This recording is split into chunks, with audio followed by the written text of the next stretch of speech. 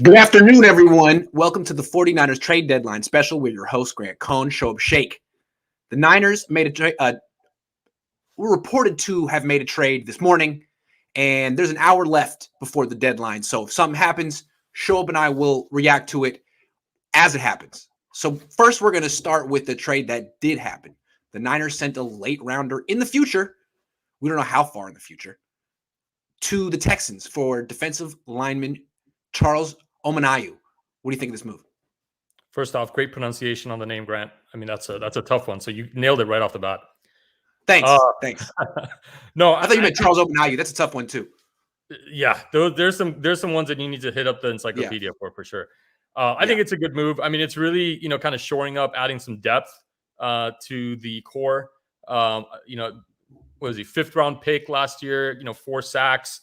I think in not huge, but hey, they saw some promise in him. Coming off of his last year, hasn't really done much, I think, this year. But it's again just adding to that core. We need bodies.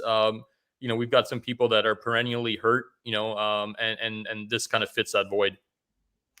Yeah, Mayoko apparently reports that it's a 2023 6th. So my initial reaction was, wow, they're buying. Yeah, because they beat the Bears. Okay. Yeah. Okay. Like if they had lost to the Bears, they would not be buying right now, but they beat the Bears, which is great. And they're 14 points per game. And now they're buying at 3 and 4. Okay. Well, look, it's a 2023 6. It's almost like just taking. I mean, who cares? It's not a big deal. Yeah, it wasn't pricey. Right? Yeah. It was like the 7-Eleven. It was like you could give a penny, you could take a penny. They took a penny. They could leave a penny back next week. But it's not a big deal. Yeah. I mean, I'm not seeing any, this is the conundrum we're in, and I'm sure we're going to talk about it. It's either an all in or kind of half in, half out. They really, half in, half out. The 2021 49ers. That's what this season is. Half in, half out. Half in, half out. I mean, it's based on one win. You're going to be, again, like we said last time, you're reacting to what you just did. Right. So you're reacting to beating the Bears. When everyone you should have expected that. That was a W earmarked for us, and thank God. I got so much to say about that, but I mean, I think on this trade, good. It's always good to, I think, be a little active to show that you're actually trying to do some moves to get better. Like you said, they didn't really give up a lot to get it done. 5th rounder is still a 5th rounder. We've had successes. There's plenty of good 5th rounders out there. To make an impact. So I'm looking forward to it. Let's see what he's got. I find it interesting that the Niners, if this is their last move of the year, it's at D-line, which, didn't play well against the Bears, really didn't play well at all. But it's still better than their cornerbacks. It just goes to show you how freaking hard it is to get a quality corner at this point. Like, if the Niners were to do that, they would have to trade, and maybe they will in the next hour, for Kyle Fuller or AJ Boye. And if they were to get Kyle Fuller, it'd be expensive. Maybe they'll do it, but it seems like they're more in the take a penny stage of purchasing than the mortgaging more draft picks. But I don't think they really want to be the Rams. No, I don't think so. And here's the thing. I think, again, it goes back to one game, and the secondary didn't commit all those crazy penalties. They didn't look completely terrible. They handled Darnell Mooney or whatever. I don't even know. I don't really know the Bears that well. And Marquise Goodwin. I was like, Marquise, my boy.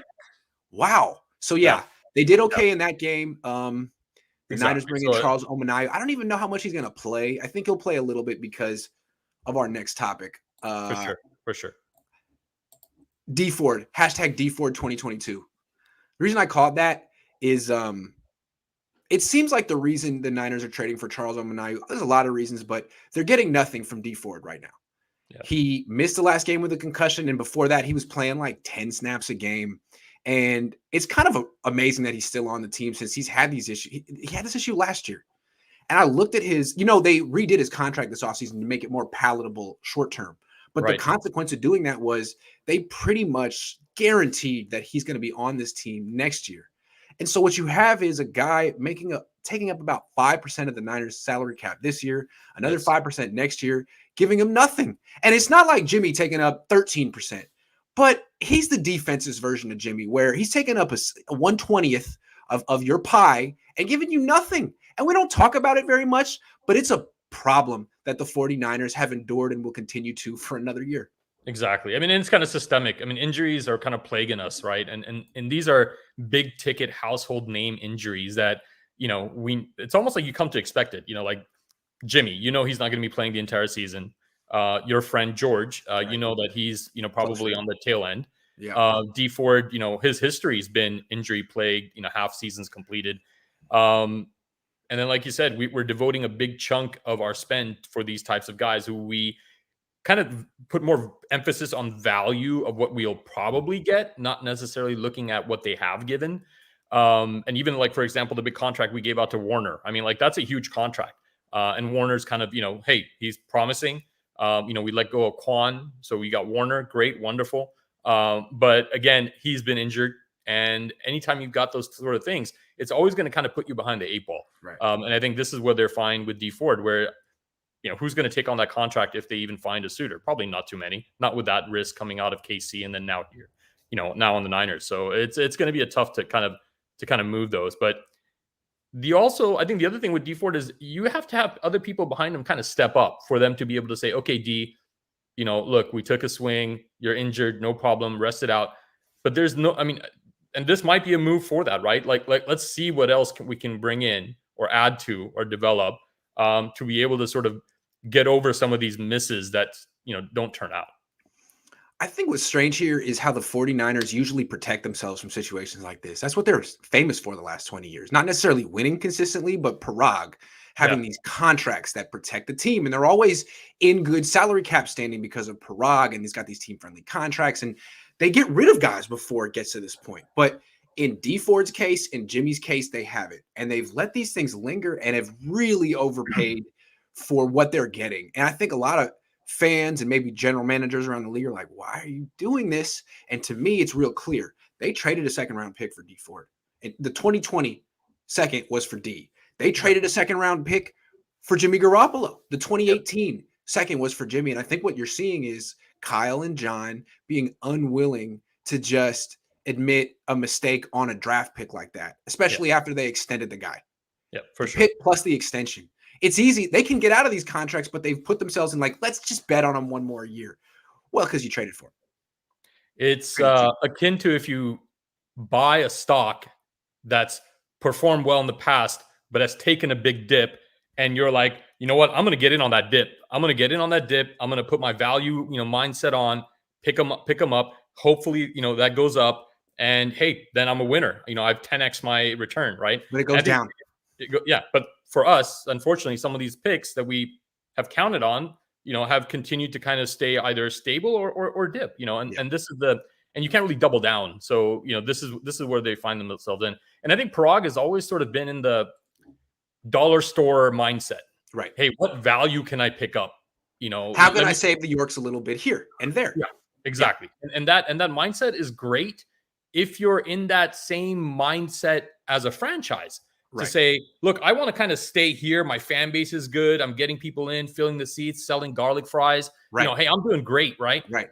But to get to that next echelon, you sometimes have to open up those coffers. You have to open up those wallets, right? And I think they're not hitting on that. I think they're still a value-driven franchise, relying on years and decades of eliteness, which is proven out great. But again, half in, half out. What they've learned is that you don't have to win to make an outrageous profit in the NFL. And to win, spending doesn't guarantee it. That's right. You can spend and spend and spend and not get any closer to winning. So what I think the Yorks say is, you know what? Why spend? I mean, they spend enough, but why spend more than what's called for? Why go over, what's, and spend a ton on the stadium it would be actually nice, or an assistant coaching staff that isn't just a bunch of the head coach's friends and people that are actually experienced. I mean, they have some of them, but not enough. Those kind of things. I feel like the Yorks are like, there's no reason. What the DeBartolos did was just spend on everything. Abundanza. That's not what the Yorks do. That's not what Parag does. It's not abundanza in Santa Clara. There's no New Orleans carnival ships guiding parties, right? So it goes again. You look at most. But anyway, teams the Dee Ford thing is it's not a Parag deal. It's so out of character for him. Yeah. He's an albatross, and Parag specializes in not having albatrosses on the team so it's like this is Kyle and John, and they need to get over their mistake and admit it. That's right. With Jimmy and with D, just move on and stop doing this sunk cost. Is it called sunk cost fallacy? I don't understand anything about money or business, so I'm just using words that I've heard in the past. Don't worry, buy high, sell low, or there you sell go. high, low. Okay, next topic. That's my quarterback. Was his performance, Jimmy Garoppolo's, against the Bears, fool's gold? Should he be trade bait? What do you think? Well, a W cures all ailments, right? I mean, that's what it is. Yeah. He played as if he was going to be let go. He played as if there was a fire lit under his, and he reacted to it. Not in the first half, but the second half. From the end of the second half on. There was a mental switch. Yeah. There was a mental switch. He went into fight or flight mode and said, "Look, I gotta perform right now. I gotta put everything in my basket right here, and this is where I gotta show up." And that's my QB. That's our QB. This is what he's done. He's great at this. Yeah. One of my multiple times. Yeah, one of my brothers sent me this really good infographic, and it had the cycle of Jimmy. And the cycle. Oh my God! Right? You may have seen that, right? Like Jimmy. It starts with Jimmy's on the hot seat. Plays crappy. Yeah. Fans get upset. Yes. Jimmy plays underdog mentality. Underdog mentality. Performance against a bad team. Fans like him again. That's right. Plays crappy. Yeah. Yes. That's the cycle. So this is my QB. And for what it's worth, he did have a good game. He played probably one of his better games. I gave him a B+. Yesterday, I thought I gave him an A. I gave him a B+. Yeah, you were too kind on that A. I don't know about that A. Yeah, no, I didn't give him an A. I gave him a B+, and in retrospect, it was probably more like just a B. But, I would say, I would say B. But coming from an F, that's true. That's pretty darn good. That is. That's what people are. That's what the fan base and everyone is looking at, right? Yeah. Hey, we got promise again. We can still get we can still climb on top of the ladder. Yeah. And Jimmy, he's never been more than a B, right? You've been winning with a B, so okay, if he's a B, that's fine. It's always been the formula. Man, I'm tired of trying to get to community college with these grades, man. I want to get to Stanford. I want to get to Berkeley. We should be overthinking. Jimmy, even if you look at his stats, they were great on paper. 84 yards on that pass to Debo. Stats, 84 yards on that pass to Debo. Jimmy, 2-yard screen on that play. No, like what normally would happen on that play is that's a 10-yard gain on 3rd and 20. And if that, let's say it was a 13-yard gain instead of an 83-yard gain, I did the math because I'm petty. His quarterback rating comes out that day at 90, which is him. So to me, it was Jimmy. It was still Jimmy. It was the same Jimmy. He had a really nice play from Debo that inflated things. He did nothing in the first half until 2 minutes left. That was Jimmy. And he just basically won against a team that was worse than the 49ers. And when he scored those 2 rushing touchdowns, he really celebrated by himself both times. And I feel like not that it was like, it's not about you, but you could see it was like, I just saved my job. I would react the same way. I'm not criticizing him, but you could see it was cathartic for him. I just saved my job. Good for me. Hey, I respect it. He just turned 30 today. I respect people in their 30s. I can't relate to those 20-somethings. They just don't understand. Happy birthday, Jimmy. That's right. Happy birthday, Jimmy. Happy birthday, Jimmy. Aiyuk walked off. Much has been talked about that at the end of that play. It's more of a redemption thing for Jimmy. It's like Vernon Davis crying after he scores a touchdown and going, "Yes, let's go. I did it." Yeah. But it ensures him Kyle's backing again until he gets hurt. That's what this game to me proved, is that until he gets hurt, we're still, that's my QB. I think that's what Jimmy's constant sort of, cloud over his head is going to be. Yeah. And watch next game. I'm sure he's going to come out, throw a pick, have it smiles on the sideline, and we're going to be ready going back into that cycle. Yeah. I did like a few things though, because I'm positive. I like to stay positive. I did like a few things from Jimmy. He was a little bit more stable in the pocket. He did get the ball out, quicker than he's used to getting it out. Yeah. He did throw beyond 20, 30 yards a couple of times. He hit that one nice 50-yarder. The ball was nice and tightly thrown, and in right where it should be. So I mean, this is the thing. It was the best throw of his season. It's the best throw he's made in a long time. It's the only throw he's made over 40 yards in a long time. Because honestly, it was a lot like the throw he missed in the Super Bowl. Yeah. Yeah. He almost has a mental block on that throw. It's almost like Shanahan was like, look, man, if you want to keep this job, you need to hit this throw. I've been babying you for since the Super Bowl. All right. You need to hit this throw right now to keep your job. And he hit it. So good. Hey, that's so cool because that's a lot of pressure. And I know I couldn't respond. I mean, I'm not an athlete, but I know I couldn't. So I really respect Jimmy for that. He's not a high-level NFL quarterback, but he's still an NFL quarterback who has risen to the occasion under very pressurized situations in the past multiple times. So salute. That's your quarterback. I'm rooting for this team. All right, we're going to take a couple of questions and get back to our regularly scheduled programming. Oh, my God. Paul says they're not playing Lance so they can say he's not ready and sign Rodgers in the offseason. Wow. I don't think – does Rodgers seem like a guy who wants to leave right now? It's all working for him. They've won how many in a row? They've won – they're like 6-1. They're 6-1. Yeah. And they didn't even have Devontae last game. They didn't even have Lazard last game. They were running on fumes, and he still got it done. So, I think he's been re-energized. I thought at the beginning of that season he was probably going to, he wanted to leave at all costs. But I don't think he's going anywhere. I don't think so. Warner is almost never injured BT Dub. Yeah, he almost got a concussion, but he popped up and shook it off. He's a tough guy.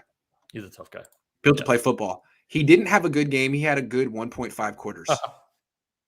Yeah. When you take the emotion out of the win, you look at it two days later, he was himself. If you like Jimmy, that's Jimmy. If you don't like Jimmy, that's Jimmy. What he didn't do though was like give the ball away. That was nice.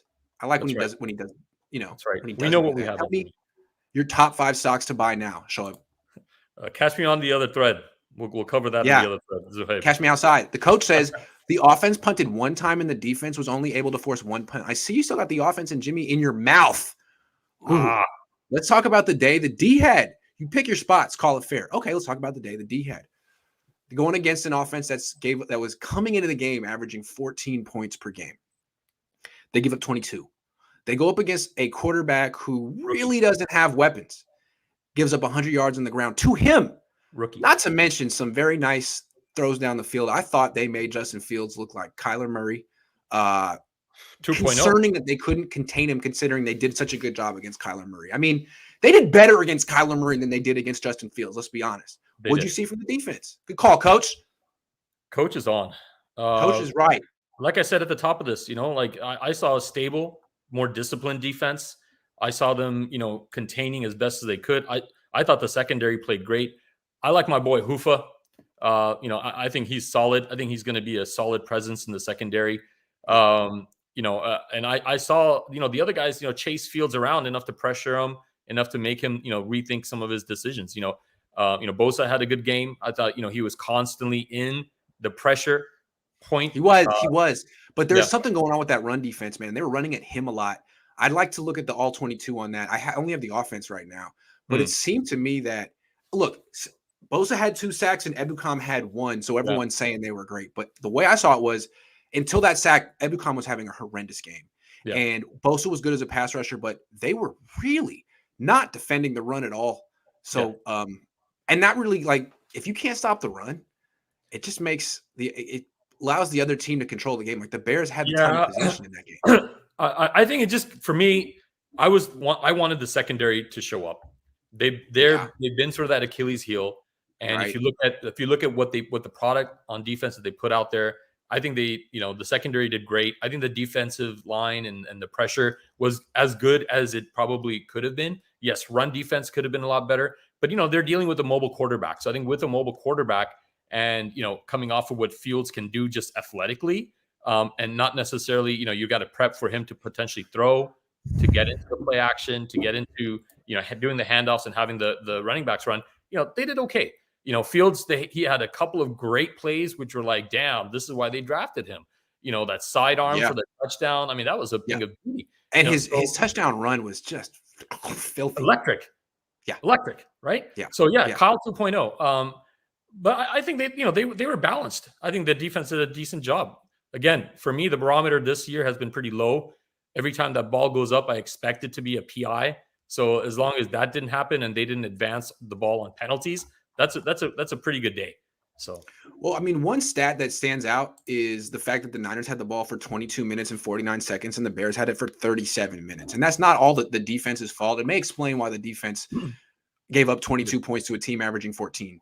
yeah, I think a little bit the fact that the Niners, again, in the first half, the offense did nothing. It was just yep. 3-and-outs and field goals and stuff like that. That hurts. I think you need the Niners. One thing that Trey Lance seemed to do well in his one start was not go 3-and-out. At least keep the ball for a while, even if they didn't score. So it'd be He's a interesting. threat. I mean, He's a threat to run. I mean, that yeah. threat to run right there gives you a little bit of cushion, right? But It gives Garoppolo you the scored cushion on the third down. two touchdowns on the ground, so maybe he's the better runner. Maybe he's the better athlete. It's hard to say. Khalil Mack for Kittle and Howard for Jimmy. Khalil Mack for Kittle. Yes. Khalil Mack for Kittle and Howard for Jimmy. Anything for Jimmy. Yeah, why not? Let's Anything go. for Jimmy. He's worth a lot. He's worth the first rounder after that game last week. So I'll pass it along. All right, back to the show. Aiyuk doghouse demolition. Let's go. Had a good game. What do you think about the arc of Brandon Aiyuk's second season? I think we're buying low right now. You know, he's had it. He's in that Jamar Chase preseason type of thing right now, right? Only his played out in the beginning of the season. Mm-hmm. 4 for 45, not amazing numbers, but when needed, he did what he needed to do. He moved the chains whenever the ball was thrown at him. He had, I looked at a couple of plays where his moves off the line, in the thread, we did some analysis, and off the line, his moves off the line were a lot better this week than it was in the previous weeks. He had the good juke move to get off and hit the slant to get the TD. I mean, he showed his 2020 self. I think that's talent for sure. And that's why, the doghouse demolition. I mean, hopefully this starts it, right? Hopefully this starts, that mindset of Kyle getting more trust in him, putting him in more opportunities. And you can almost feel like this to me, like as the game progressed, you can almost feel Kyle kind of succumbing to the pressure that, everyone has been saying in terms of get Aiyuk the ball, show him some love. You could see him kind of get him more involved. And I think that spoke to me more. I mean, that spoke to me more than, Aiyuk's on-field, stats. I think the fact that he's trying to, he's starting to get back into that trust relationship with Kyle, trust relationship with Jimmy, and kind of being, you could kind of see his confidence also getting where it probably needs to be in order for him to get out there. And he said, after the game and in some other articles that I read, that he's prepared regardless. He's kind of getting, whether it's true or not, he's putting himself in that mindset where I don't really care about stats. I want to go out there and win, and I'm going to give it all during practice, and then I'm going to show up during the game. So I think hopefully this is a turning point for him. The W is great. It gives you that confidence. But I think personally for Aiyuk, let's blow that doghouse up. And hopefully that Kyle is now seeing that, yeah, I can do some good things with this guy again. I think it's pretty clear that Aiyuk performs in games. He's been a good punt returner all year, which shows that he's a terrific athlete. He's making guys miss every time he returns the ball, and he's just not getting that many opportunities because of the routes they're making him run are mostly downfield things. I think he's always had it, and I think what the reason that he was in the doghouse to begin with is Kyle's trying to create like a New England Patriot-style culture on the Niners. He's been there 5 years, and he's held certain players to certain standards the whole time, and it matters how you practice. First of all, you have to practice, and you have to practice hard. And if someone out practices you, then that person gets rewarded on game day. And that's how the Patriots do things. And that's what Kyle's trying to do. And you can understand it. And it's commendable to an extent.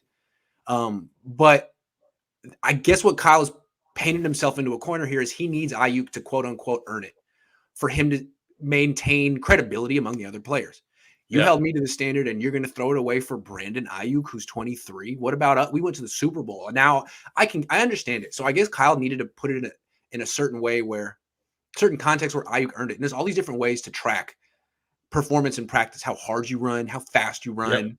I guess all the players know who's doing better. So if Sanu is getting higher marks or whoever, that's who they have to go with. So I guess what Kyle said is like, he's earned it. That's how he's trying to frame it. Okay, whatever, great. Well, now you need to reward him then with more targets because I feel like he earns it every time he's on the field. He just may not earn it on Wednesdays or whatever. Yeah. No, I Allen Iverson. Right. Look, practice is important again, but practice is important. A lot of other coaches aren't as dogmatic and as strict. I don't think Pete Carroll freaking cares. He's going to get his best players on the field on Sunday, one way or another. Yeah, and this goes back to, I think, a couple of things. Aiyuk, I think maybe he went into that slump, like, hey, I did great in 2020, and now I can kind of take a little bit of, like a little. I got this. A little easy. I got it. I got this. I'm the man. I'm good. Yeah. Get me in on Sunday. I think he got that maybe in the mentality. Can't argue against these people that are getting paid millions to make the right psychological moves. But at the same time, this guy's a top draft pick. You've invested a lot in him. I'm sure there's pressure coming from all regards to say, let's prove this guy out. You need to kind of establish faith that, yes, this pick from Lynch and the brass was good. I need to put him in games, and we need to see that he can actually perform based on the fact that he has performed. If this was a guy that wasn't performing last year after the pick, and you're like, I'm going to keep throwing bad money on a bad thing, good money on a bad thing, then that would be something different. But the guy's performed. He's got talent. Let's go. Free Aiyuk. Hashtag also, I think what also is happening here is this is a quarterback wide receiver issue. If the quarterback liked throwing to the wide receiver, he'd get the ball. But you got to remember that Jimmy didn't play a lot last year, and Aiyuk did. And he got a lot of his production with Nick Mullins and CJ Beathard, and he didn't really develop that type of chemistry relationship with Jimmy Garoppolo, and they still haven't. I mean, I guess they're getting closer, but they still haven't. And I guess there's a lot of reasons for it. And who knows where that relationship is. All I know is I saw Brandon Aiyuk just walk off the field after Jimmy Garoppolo's second touchdown. Something to keep in mind. He can't throw himself the ball, and Jimmy Garoppolo gets to choose who gets it. So Yep. Maybe get Jimmy a watch or something for his birthday. He likes throwing to Debo Samuel, who is currently saving the 49ers season. Can we start putting him in one of the best Niner conversations? Best wide receiver, I think Debo, what is he accounting for 46% of the offense right now? He's top 4 or 5 in terms of wide receivers in the league, especially with yards. Most impressive about Debo that I think, kind of harkens back to, T.O. and some of these other great names that we've used to in the Niner land is the fact that his yak is unbelievable. Yards after catch. I mean, he's seeing the field. He's seeing things play out in front of him. He's making the right cuts. He's using blocking to amazingly well. Like he's, upfield running. He's doing so. Not only does the guy have good raw wide receiver skills, but you can see him kind of say, I'm going to do more than what I'm capable of because I have less around me, and I think he's really putting that on himself this year. And when you go to opposing defenses, they're not building a game plan around Jimmy. They're not building a game plan around, Kittle, or they're building a game plan around Debo and Elijah when they're in, right? And so even with that pressure, even with, probably the best cornerbacks or best secondary on him, he's still proven out. He's still showing up, and he's making the plays where we need them. He's getting the fan base hyped. And frankly, last game, if you take out a couple of those great Debo plays, we don't get the W. And, we are literally, instead of hashtag Samuel saving seasons, it's hashtag Debo saving jobs, right? We would have had a much different, environment, climate around here. I think heads would have rolled, had we not gotten that W. And a lot of it has to do with, a couple of those amazing plays that Debo had. So you got to put him in there, at least for the last few years. I'd say definitely since he got here, probably one of the best receivers Niners have had. He's still got a long ways to go to earn it. But I think he can get even better, though. There's a couple of things I want to see from him. One, he leads the league in drops right now, which is partially because he's getting so many targets. Still, he makes really difficult catches and then drops a screen. So I just like to see him, those seem like concentration drops. I think he can do better there. But the other thing, and this is serious. Grant, hold on, Grant. Oh. Does he have Mahomes throwing to him?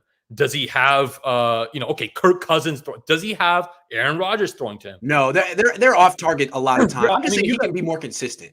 I'm not knocking him. I think he can get better, is what I'm saying. I think he can get even better. The other thing I want to see from him, consistent quarterback play, I think he definitely can. Oh, no doubt. He can get that. That can help. Right? I mean, that's pretty. I mean, you can only do so much with your catch radius. But I mean, there's examples of I think like 9 drops this year. Some are just like bonehead, straight up screens that hit him in the chest. It's like, come on, Debo, you're an elite player. You're an elite player. You shouldn't do that. But anyway, I'm not judging him for that. I think he can get better there. And the other thing is that I'm not sure, the durability thing. It's been 7 games. So I want to see him finish the season out and really do it again next year and show that last year was an aberration and that he's now become a grown man who can take care of his body and figure out how to protect himself the best he can on a football field. Otherwise, he's just the next George Kittle and he's fool's gold. If he can do that, this guy really should be able to go down as even better than Owens, because I look at Owens as a guy who dropped a lot of passes and was not a team guy. He was not. And I know people forgive him for that, but Debo's a team guy. Debo's a team guy. So he's the captain. He has the potential to be the best Niners wide receiver since Jerry Rice. I'm not going to say he's going to be the next Jerry Rice because he's not. Jerry Rice was the greatest, maybe athlete of all time, maybe better than Muhammad Ali. You could say he was better than freaking Michael Jordan. That great. But Debo, he's got quite the upside. He's got the upside. He's not even halfway there yet. He's got the skills and the toolkit ready to go. Honestly, I think if we get him a quarterback that's honed in and throwing it to the right spots, an injury for wide receivers, I mean, a lot of it has to do with where that ball is thrown and how much their body has to contort to get it. Yeah. You try to reach up, you can pull it back. You try to make an extra move to try to get to the ball, you can pull a hamstring. You land a certain way because the ball didn't hit you in stride and you got tackled. Boom, there you go. There's your injury. So, let's get better quarterback play. Ask George Kittle about that. Yeah. I mean, let's get better quarterback play, and that improves a lot of things, including durability. All right. Good Kyle or bad Bears? We're talking about game plan. Past game. Was this Kyle at his best, or him taking advantage of an opponent that was without its best pass rusher and its head coach? Hey, wasn't the knock on Kyle that he only scripts like the first 5 or 10 plays, and then after that he scratches his head and goes? That was the knock on him after the Colts game for sure, right? I mean, that's been sort of that stigma or theme, if you will, this year. Yeah. Second half, regardless of if he scripted the plays in the first and didn't do anything and fell asleep, and then suddenly someone tapped him on the shoulder, I thought some of those play calls were pretty good. I did like a little bit of more stretching the field. I like how he was opening it up a little bit more. He went back, and again, I think this is his comfort zone with Jimmy. He went back to some of the tried and true plays, and they made some good adjustments, I think, in the second half to put them in position to actually score. So, I think it was good, Kyle. I think it was another sort of vindication game for him, maybe silencing the crowd a little bit. But then again, it's the Bears, 3-4. They're not necessarily top team echelon. Come at me, Kyle, when we go to Arizona. Come at me when we hit up the Rams. Come at me when we, tackle some of these other teams. If we get good games out of Kyle, if we get a good plan out of Kyle, hey, I'm a believer going into the second half. Right now, again, half in, half out.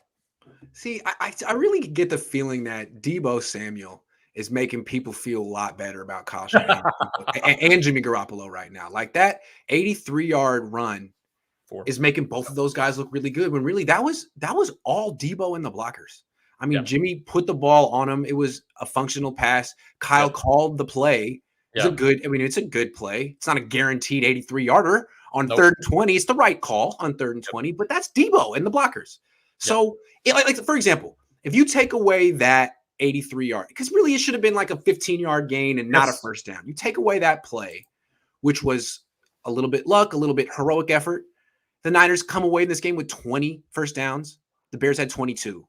I mean, they come away with like 360 yards. The Bears had 324. I mean, I think it wasn't like this overwhelming offensive display. It was some good plays. The throw to Debo was nice. Debo's run was nice, but I don't think we've really seen him come back to the kind of stuff he could do in 20. Remember in 2019 when he would just have eviscerated the Bengals, eviscerated the Browns, eviscerated the Packers.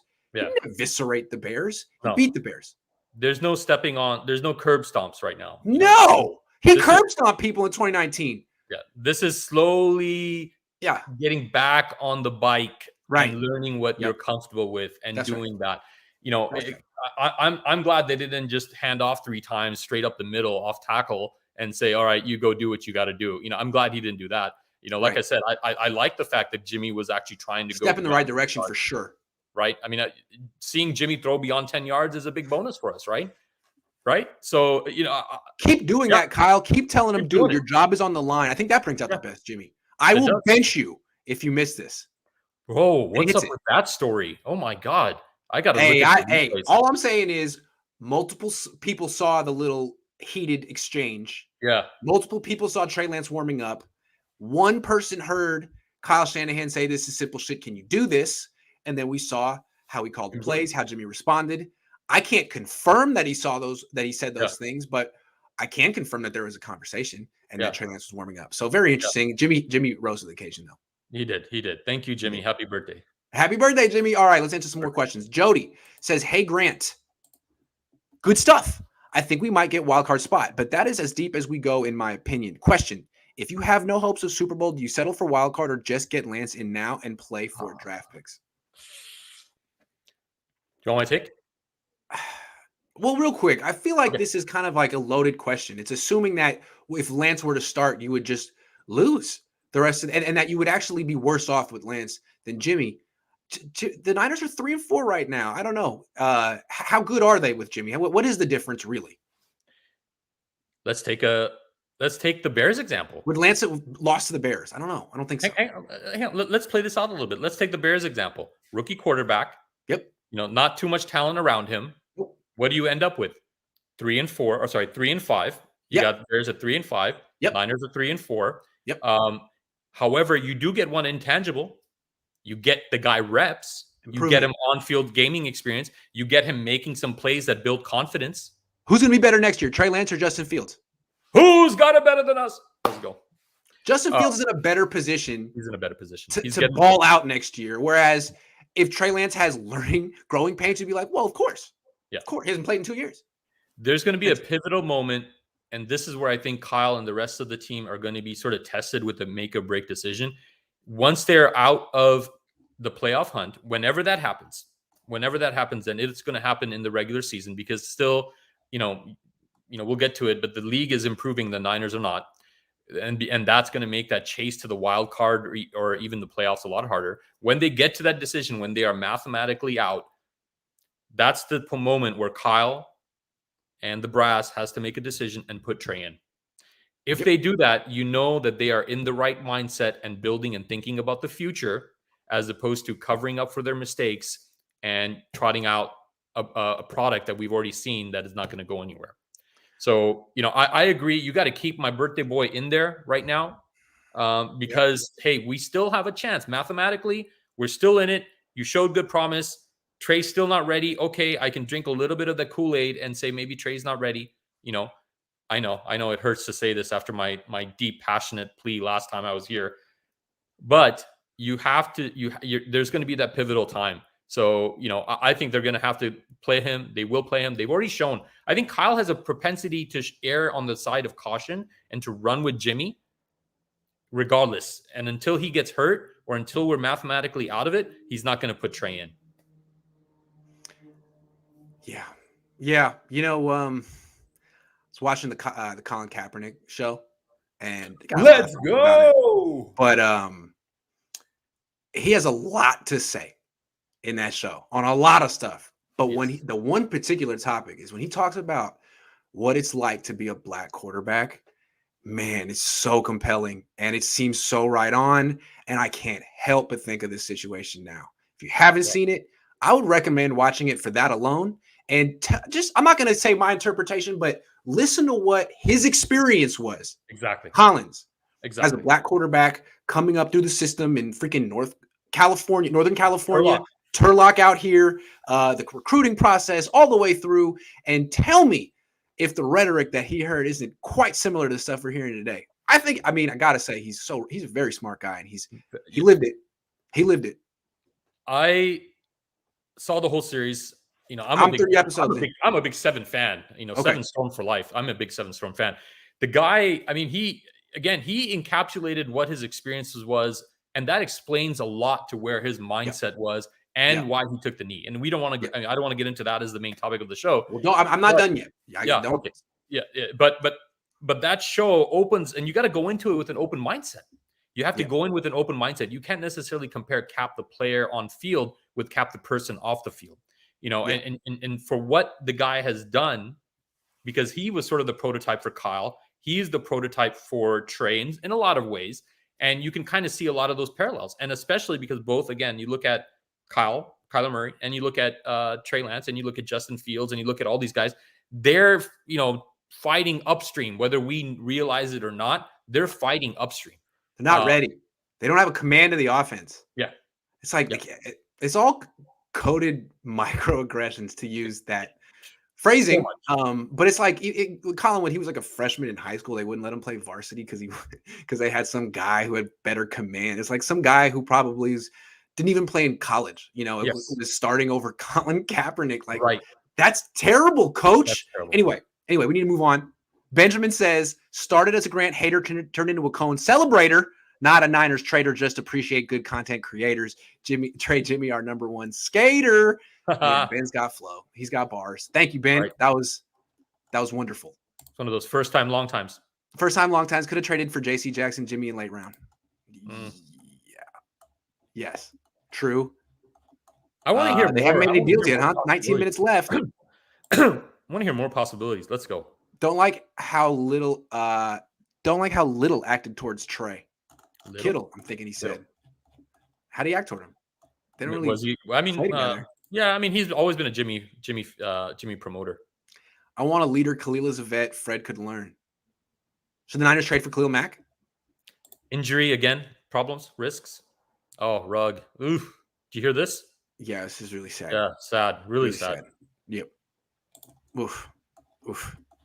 Sorry, Raiders, man. Yeah. Luck. Can we trade Jimmy and Jalen for a ham sandwich and a pickle? You got to include a bag of chips. Some of these ham sandwiches these days can really be.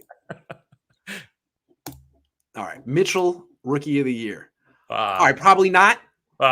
Considering there's always a high-profile quarterback who gets the job, who gets the award, but I gotta say he's got a rookie of the year worthy resume through this part of the season so far. I think through the 3 or 4 games that he's been in.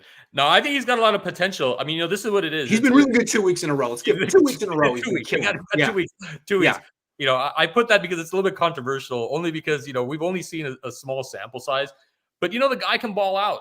He's playing really well. He's getting, I think what I forget what his yards per carry is. It's definitely over 4. He's playing at a position where we kind of forgot about Raheem, right? I mean, it's like, oh, Raheem got injured first game. Okay, cool. Patchwork. Hey, look, Trey Sermon, miss, whiff. Okay, no problem. We got Elijah. And he's kind of saved that, that whole huge part of that Niners offense. If the entire, if Kyle's bread and butter is the run game, Elijah's pretty much saved it, right? So I like him. I mean, honestly, he's got a lot more to go to be in the Roy conversation. But for what the Niners need at the time, I think he's amazing. Keep in mind, Hasty is still kind of being worked into the game, and you've got Fred Wilson Jr. who's coming off that PUP list. Jeff Wilson Jr. Hopefully he's got some juice left in him, to kind of spell Elijah, through the year, Yeah, I want to talk about this real quick because this is very important. Elijah Mitchell, really good player. Kyle, stop giving him 18 carries a game. You didn't do that to Raheem Mostert. You didn't do that to Devontae Freeman back in Atlanta. Yeah. You always had a committee. This guy is not big. He's like 200 pounds. He had a shoulder injury that he played through that he got week 2. He's now has messed up ribs that he's probably going to play through again. He's a tough guy. But they're using him too much. They don't give the ball to Trey Sermon at all, and I don't get that. I don't get it. They could use another running back. Don't wear this guy out. Don't break him. Don't run him into the ground. That's important because he's really good. And he's not built to run the ball 18 times a game. He's built to run the ball 13 times a game. something like that. Yeah. Now, hopefully, those reinforcements kind of give him, we can I think have Yeah. a little bit more faith in the pitch count, and then also again, if we see consistent quarterback play, if we see a healthy Kittle, if we see Aiyuk stepping up, if we see all of that, that means that you get more throws versus the go-to play, the handoff, right? You get a little bit more of that balanced offense. We haven't had a balanced offense. We're still looking for a balanced offense. And when we don't find a balanced offense, we hand off.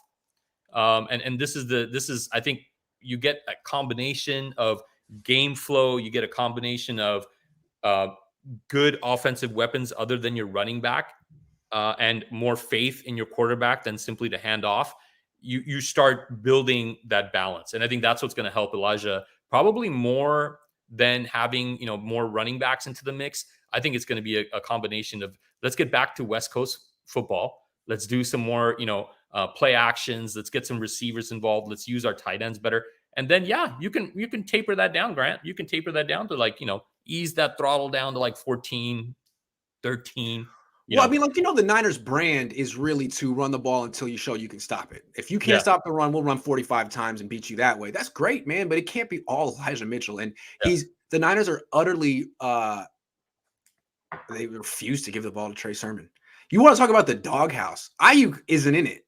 No. Sermon is. I don't get it. I mean, Ambry Thomas, okay. Aaron Banks, I don't get that one either. But Trey Sermon, why? He's averaged 4.5 yards a carry. What could he have done? Did he say something?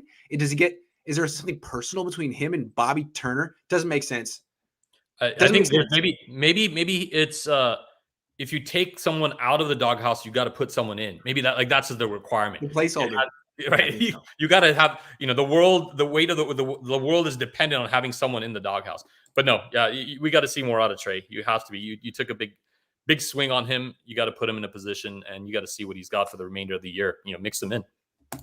Okay, last topic. Bust this. John Lynch is taking a lot of heat.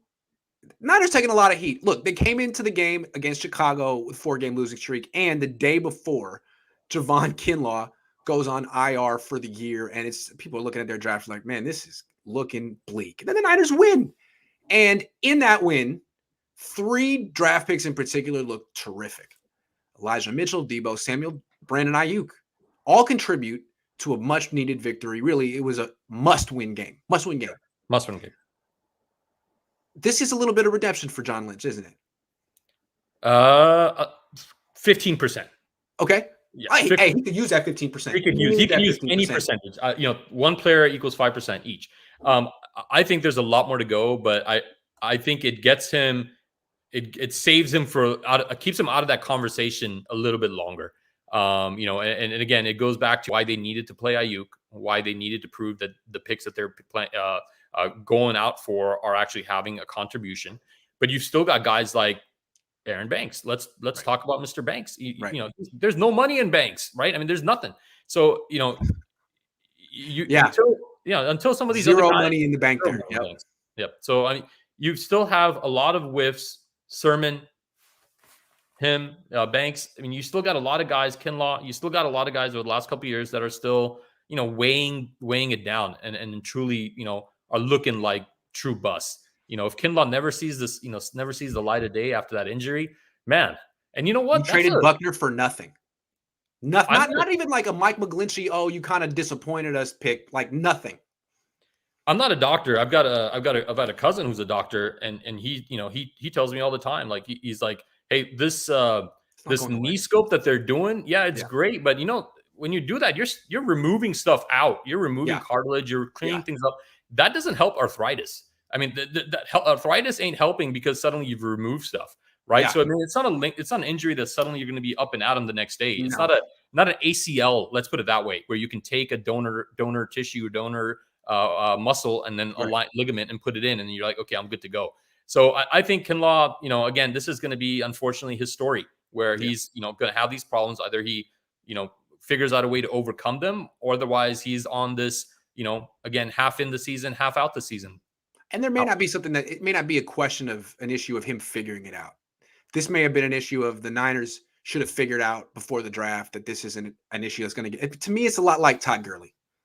Yeah. Todd Gurley had a degenerative knee. Everyone knew it. He had a few great years. Kinlaw, I mean, I think the Niners felt maybe we can just get a few great years out of Javon Kinlaw the way the Rams got from Gurley. No. I like salvage cars. 330 pounds. It's a lot of G-forces on that knee. I like salvage cars. You know, I like those Parag trading Dollar Buckner Tree. for this. I know. This is the thing. So yeah, he's maybe, you know, hopefully he's got something left. I'm not counting on it. Yeah, but at least they got Mitchell. I mean, Mitchell's a big time. In the Bobby Turner Shanahan line of big time running backs that you didn't know about. And really, I said this with Vish yesterday, but I'm not certain that either Shanahan was ever a genius. I mean, I don't know. But they can get it when they find a running back that they can work with, and they seem to find him. They're very dangerous. Very dangerous. And I feel like the reason that Kyle's been struggling the last 2 years is because Mostert's been gone. Yeah. And Mostert was the least appreciated member of that 2019 team. He pretty much brought him to the Super Bowl, and everyone was like, it was Kyle, it was Jimmy, it was freaking Mostert. If they didn't have Mostert and Tevin Coleman was their guy, they wouldn't have made it to the Super Bowl. So now they finally have a guy who can replace what Mostert has created in his absence. What they need to do is find the Robin. You know, every season they've had a Batman. When Breida was there, he was the Robin. He gave them a good, 1-2 punch. They need to find that Robin for that run game to truly kind of hit on all cylinders. All right, let's answer the rest of these questions and then finish up. Eli says, everybody knows Kyle's not a quarterback mentor, so why keep him? Better to get at least a number 1 pick for him, and Kittle is not on board, so let's get a pick 2. Man, I feel you, and I understand. We've talked about this a lot, but it's November 2nd. Let's let the season play out. There are a lot of scenarios on the table right now. If the Niners finish the season 5-12, we can talk about that. But they might just finish the season 10-7 in the wild card, or 9-8 in the. They're looking actually like they could make that wild card. So, the Saints were an issue. Now, not as much. No. Right? So let's see what they do. Let's see what happens. Kyle hasn't mentored a quarterback, but he hasn't really had that many opportunities. And when his running game is working, that scheme does help a quarterback. So let's give him a chance before we fire him. That's all I'm going to say. Because I'll fire him.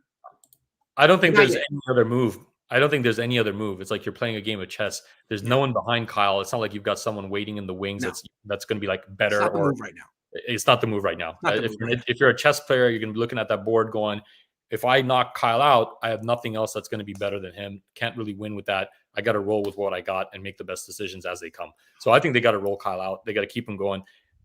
They got to get a couple more wins. I don't know if you got to finish the game. You got to finish the game, which is the season, before you make a decision on that. Jacksonville's coming up. That's another, hopefully, a little spark, to say, hey, win next week against Arizona. That's right. Is Kyler hurt? I think Kyler's hurt.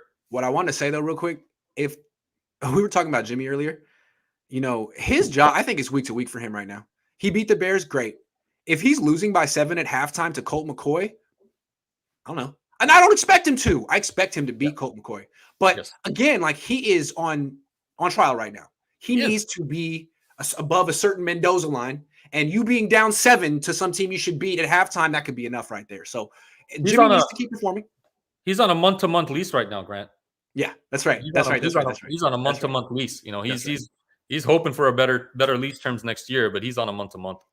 Trey Lance didn't break 10 points in his only start. Jimmy's only career start where he put up 10 points or less was 9-0 against Washington football team. Lance isn't ready. Watch the Colin Kaepernick thing, man. You got the Lance isn't ready thing. This based on what? He outgained the Cardinals. The coach decided to go for it on 4th down rather than kick field goals multiple times. That's not on Trey. I don't know. I feel like a lot of people look for reasons to say this about, certain quarterbacks when it's just, I don't know. Is he not ready? No young quarterback is ready, but certain quarterbacks get to learn on the job and certain ones don't. There you go. That's what it is. Okay. No young quarterback's ready. That's what it is. Trevor Lawrence is having his growing pains in Jacksonville, but it's okay. When you get a college degree and you come out with that bachelor's or what have you, and you're put into the workforce, you're not ready. Not ready. Where are you learning? You're taken advantage of by people who know what they're doing. Yeah, it's on the job training. That's why it's the most successful. People have more success of investing a lot more in their onboarding programs and their training programs of their new recruits than they do actually in recruiting. And so this is the case. You got give them some reps. Let's see Fryer, what we thank got. you. Jody says, tell us about Trey Sermon. Where is he? Bad pick, good pick, just not ready yet. Also, what about getting Sherfield in the game? Yeah, I'm not going to write off Trey Sermon. I don't understand what's happening with him, and I think there are examples of the Niners burying players for maybe good reasons, but petty reasons that ultimately don't help them on Sundays. So I'm not writing off Trey Sermon yet at all. I like Trey Sermon. I'm hoping that he has a Aiyuk type of season, right? Where he's in the doghouse, but he gets a chance to prove himself and he does good. When he's had the chance, has he done well? Okay, he hasn't done bad. It's not like he given the rock and you can't depend on him to hold it. He hasn't had too many fumbles, so I think eventually, out of necessity, he'll have to get into the game. Yeah. The other part here is, what about getting Sherfield in the game? Yeah, man. So many rave reviews about Trent Sherfield. Who? And now he's in the doghouse. What did Trent Sherfield do? Everyone said he's the most professional wide receiver on the team. He's only done good things. This is another guy like Dwelly. When he gets targets, good things happen. But he gets like 4 targets a year. Why? Fitzgerald in the game. You liked him. Hall of Famer Fitzgerald said Sherfield is going to be great. He's the most amazing receiver I've seen. He has all the skill sets. Has he ever let you down? Has he done something this year that he's like, oh my God, I can't trust him anymore? Maybe in practice. Apparently on some Wednesday, Trent Sherfield must have blown it. He caught that really, really bad pass by Jimmy in practice, really extended himself and got on that field, got onto the field. That's it. Trade a third for Marcus May. Ooh. Hey, Trey, get a good player. Okay. 4 minutes. John Beck just joined the Jets staff. How does this affect Trey's development? Because John Beck was his guy. I think this is maybe a good thing. Maybe this spurs spurs Trey Lance to get a better quarterback coach. Because not that John Beck is bad, but maybe he could get someone better. Yeah, maybe someone that speaks to him. Maybe he can get Tom House. Just saying. Yeah. Interesting move by the Jets. Surprised the Niners didn't make this move, considering their quarterback coach is someone who's really more there for Jimmy than Trey. He has history with Jimmy. Yeah. Beck has history with Trey. Anyway, interesting move. Good question, Eric. They made that because Greg Knapp got killed before the season. He was supposed to be their offensive assistant. McGlinchey, Ward, Armstead, and pizza for Buckner. Let's go. And pizza. The pizza is the clincher. Are we talking Chicago pizza, Detroit pizza, or New York pizza? I don't know. Yeah, no, that's huge mistake letting Buckner go. Breida had only 100 less than Mostert. He's replaceable. I don't know about that, man. I always thought Mostert was underappreciated. Now, of course, he's not durable either. So ultimately, he was kind of fool's gold. But man, he made things work. He was just an automatic 6 yards. Second and 4, second and 3. Oh, that's easy. Breida the cheetah had more of the big play. Yes. Right. He was. Mostert was just like a consistent 6 yards at minimum with the occasional 15. Yeah. It was just, and he's like, oh, he did it again. It's just like paper cuts. We went to the game. I took my dad to the game where Breida had that amazing 90-plus yard run against Cleveland. My dad jumped out of his seat and he said, I think we found our next Roger Craig. I'm like, all right, Dad, stay in your seat. It's good. Hold the phone. The next 2 games decide the season. Win them, and you could easily go 5-3 the rest of the way and make the playoffs, lose them, and it's Lance time. Well, I think most people would expect the Niners to beat Colt McCoy if that's the situation, and then probably lose to the Rams. So they're most likely going to split the next 2 weeks, and then that puts them at 4-5 going to Jacksonville, where they should most likely win, which would put them at 5-5. 5-5. This season's going to be very dramatic and come down in the end. It's going to be really. They're not going to. I don't think they're going to fall out of contention in November. I don't think they will. No, too much can happen. We're seeing so much where injuries can just ruin top teams. So there's a lot more games to be played. There's an extra game that we've added to the schedule this year. A lot more can unfold. Things can start clicking. I think, let's get to the playoffs. Let's take it again. We as fans think of it as like, hey, always, let's figure out what happens at the end. You can predict it. You can look at the schedule. Well, we're all expecting the Niners to lose to the Tennessee Titans on Thursday Night Football. What What I mean, they already won't have Derrick Henry. What if Ryan Tannehill misses the game with an ankle injury? That could happen. Like Kyler is. Yep. Week by week, you got to take it week by week. Inch by inch, play by play, yard by yard, week by week. You got to have that mentality as a player and as a team. Anything can happen, and I think because we're 3-5. There's optimism. If we were 2-6, yuck. Thank you, Chicago. Yeah. Thank you, Chicago, for being you. Okay, it's 1:00 Pacific time. This is the trade deadline. If the Niners made a move other than trading for Charles Omenihu, it has not been reported. It could be reported in the future. It most likely will not be reported in the future. So the Niners basically stood pat at the deadline, and they grabbed someone off the shelf. So that's cool. They got better. They got better. They didn't get worse.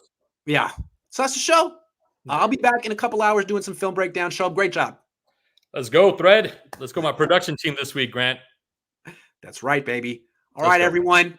Have a good afternoon. I'll see you a little later. Go Niners.